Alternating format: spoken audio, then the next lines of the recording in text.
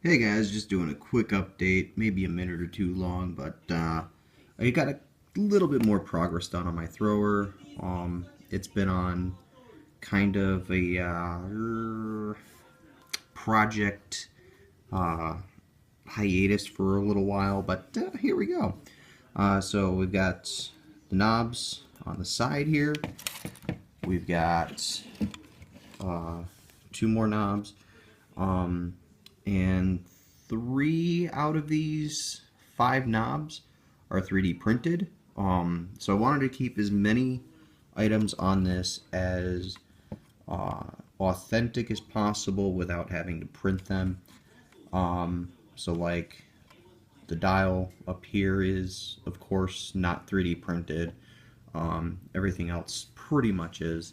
I got a 3D printed grip on the front end, which I think I may have cut this front end a little too short, but it looks good I think overall. I'll know more once I get some of the detail pieces on here like the front and back, and start working on the collar. I might have to just make 3D print a collar that goes in here, but the crown jewel here is this collar that I printed for the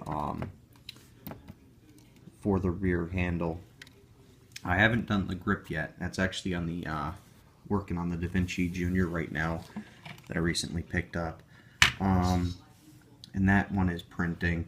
I've got this collar that I had to design specifically for my setup, and I'm using an 8-pin microphone connector for the main lights, and these wires coming out of the back end are all for switches, and then they're all going to have a shared ground,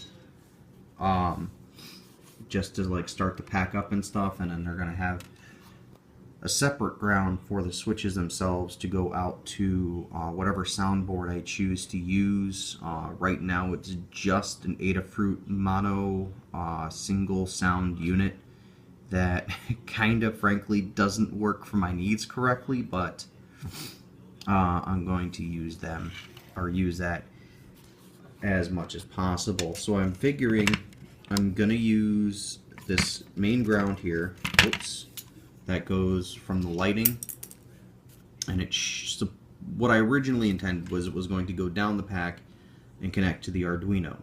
But I think what I'm going to do is I'm going to tie all of the grounds together except for the grounds for the switches. There will be one ground for a switch that'll be tied together.